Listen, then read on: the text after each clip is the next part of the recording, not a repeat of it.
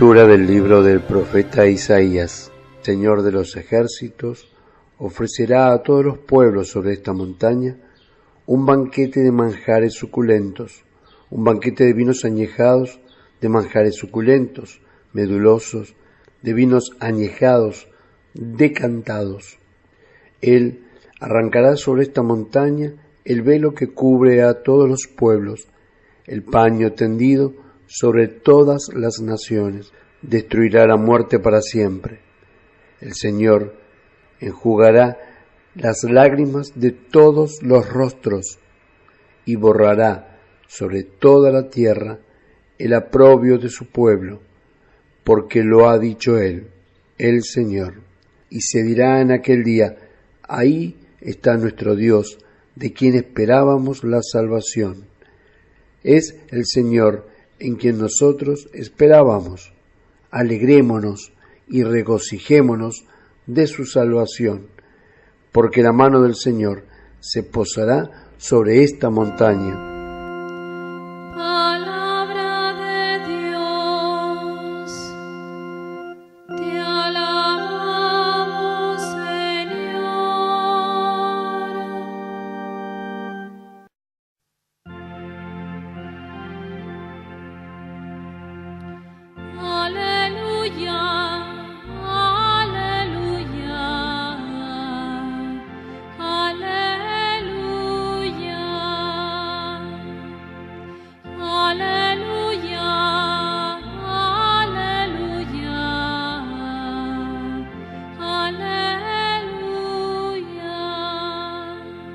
Pasando de allí, Jesús vino junto al mar de Galilea, subió al monte y se sentó allí, y se le acercó mucha gente, trayendo consigo cojos, lisiados, ciegos, mudos y otros muchos.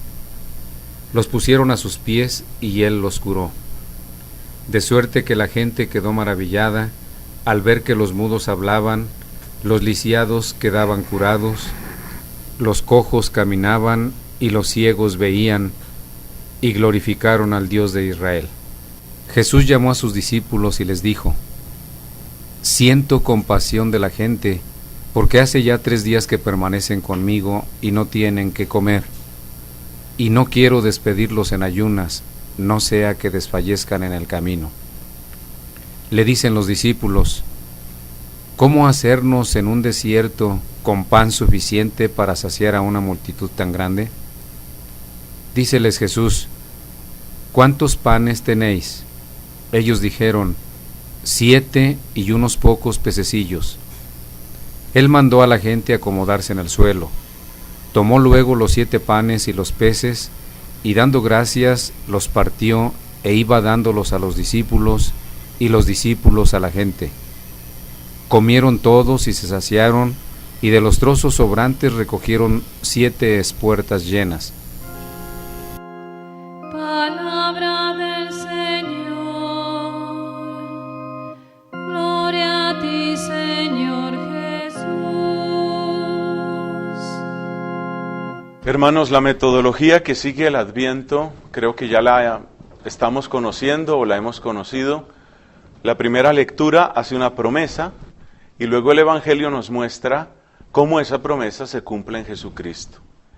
Es decir, el Adviento es una catequesis que nos orienta para que todas nuestras esperanzas miren hacia Jesús, para que tengamos la certeza de que en Él se encuentra, por una parte, la sanación de nuestros males y por otra parte, la satisfacción de nuestras necesidades y anhelos más profundos. Hoy, por ejemplo, el profeta Isaías nos presenta ese banquete maravilloso que Dios prepara y al mismo tiempo la promesa de secar toda lágrima. Fíjate cómo el mismo Dios que nos alimenta es el Dios que nos sana. Y esas dos cosas realiza Jesucristo en el Evangelio de hoy. Jesús que sana a los tullidos, a los mudos, a los ciegos, y al mismo tiempo Jesús que alimenta a las multitudes. Y ese mismo esquema vamos a encontrar en muchos otros días del Adviento. Una primera lectura que dice lo que Dios va a hacer, y luego el Evangelio en el cual Jesucristo se manifiesta como el que cumple las promesas del Antiguo Testamento. Es decir, todo el Antiguo Testamento mira hacia Jesús, toda la Biblia mira hacia Jesús, y el corazón humano, si escruta diligentemente en su interior, encuentra una serie de flechas, una serie de señales que apuntan hacia Jesús. Es decir, ya nosotros tenemos adentro, el nombre de Jesús ya está escrito en nuestros corazones como el único que puede saciar nuestras necesidades más profundas y que puede curar nuestras heridas. No son únicamente las heridas personales. Muchas veces cuando se hace oración de sanación, cuando hacemos esas oraciones, a veces pensamos en la sanación de una persona, pero también las parejas tienen que ser sanadas, porque hay heridas en los matrimonios, y también las comunidades tienen que ser sanadas, porque hay heridas comunitarias, hay heridas en los conventos, hay heridas en la provincia, que también el pensamiento tiene que sanarse, las comunidades tienen que sanarse, las vocaciones tienen que sanarse. Humberto de Romanis, en su obra de la formación de los predicadores, dice, es imposible, es prácticamente imposible salir al campo de batalla sin recibir ni una sola herida. El que sale a la batalla vuelve herido, y el que sale a trabajar vuelve sucio y sudado. Eso significa que también nosotros, cuando nos empeñamos en el servicio de Dios, a lo largo del camino se nos pega el mugre, y también están esas fracturas, esas heridas. Y por eso nosotros necesitamos encontrar, como comunidad, necesitamos encontrar esas flechas que miran hacia Jesús. Si nosotros nos centramos así en Jesucristo, si nosotros vemos que Él es la razón de nuestra esperanza, entonces a partir de Jesús todo va encontrando su propio lugar. Muchas veces, en momentos de incertidumbre, se empiezan a hacer especulaciones que en realidad son estériles, especulaciones sobre las motivaciones humanas. Si yo, por ejemplo, me pongo a examinar, bueno, pero ¿por qué me nombraron para lo que me nombraron? ¿Quién está detrás de eso? ¿Será que la gente no estaba contenta? ¿Será que hablaron de aquí? ¿Será que propusieron allá? Ese es un laberinto sin fondo. Cuando uno empieza a hacer especulaciones sobre motivaciones humanas, se pierde completamente. El mismo Humberto de Romanis también tiene cartas y tiene predicaciones sobre los votos, y él dice muy abiertamente, el camino cierto para perderse en la vocación es empezar a escrutar y a excavar motivaciones humanas, porque el corazón humano no tiene fondo y porque la imaginación humana no tiene límites. Entonces, si uno se pone a hacer cavilaciones sobre qué está pensando el obispo, qué está pensando el provincial, qué pensó el capítulo, quién le dijo a quién supuso qué, eso no acaba nunca, eso no tiene un fin. Lo que nosotros tenemos que hacer, y esta es la maravillosa simplicidad del verdadero religioso, es darse cuenta que mientras no haya un motivo externo y verificable de invalidez, las cosas son como son.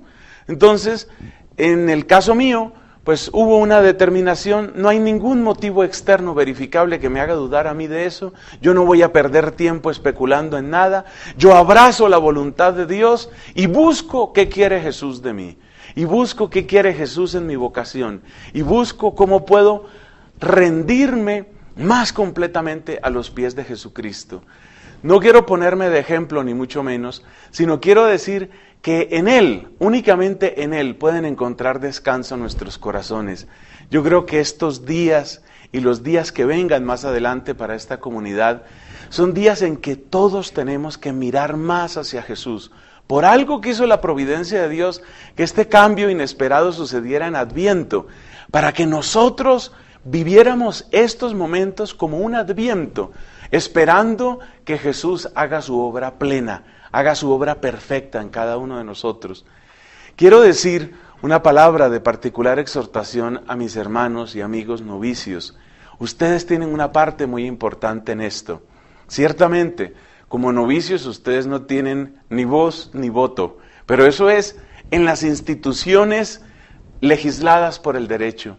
Pero ustedes sí tienen voz y tienen voto ante el trono de la majestad, y ustedes tienen voz y tienen voto en el corazón de Jesucristo. Con esa oración, una oración llena de inocencia, llena de penitencia, una oración llena de sinceridad y llena de fervor, ustedes pueden atraer enormes bendiciones que todos necesitamos en este convento, en la provincia y en la iglesia, mirando hacia Jesús. Para eso es el Adviento. Mirando hacia Jesús y esperando de Jesús, vamos a descubrir al final que todo lo que Él pensaba, por encima de todo otro pensamiento, estaba bien resuelto. Tengamos esa confianza, avancemos con esa certeza en medio de la humildad, en medio de la fraternidad, en medio de la oración. Como cada uno, sin embargo, tiene sus propios cansancios y sus propias incertidumbres, pues que cada uno también se aplique la fórmula a sí mismo. Si sientes que tu oración litúrgica está decayendo, si sientes que tu oración personal se fue al piso o desapareció, pues este es el tiempo, este es el Adviento para mirar a Jesús, para volverse hacia Él y para decir, bueno, ¿yo a qué fue que vine? Y desde ahí recuperar lo mejor de tu vocación. Nunca es tarde para decirle al Señor, tú eres el centro de mi vida, tú eres el esposo de mi alma, tú eres el rey de mi corazón, tú eres el líder, tú eres el modelo. A ti he encomendado todos mis sueños y todas mis esperanzas.